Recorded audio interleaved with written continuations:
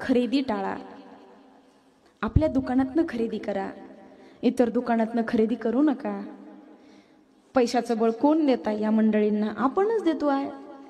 अरे 10 रुपये जर प्रॉफिट निघाला तर 5 रुपये स्वतःच्या प्रपंचाला लावणार आहे बाबा, 5 रुपये मदरशात जाणार आहे, तिथं अतिरेकी तयार होणार आहे, तेच उद्या तुमच्या लेकीबाईला पळून नेणार आहे.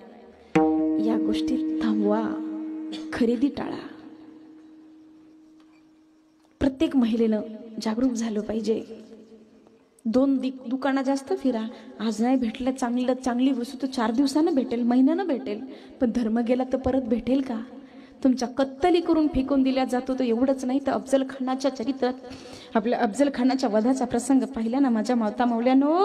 शेकडो स्त्रियांवर बलात्कार करून नग्न अवस्थेत त्यांची पंढरपुरात धिंड काढली होती.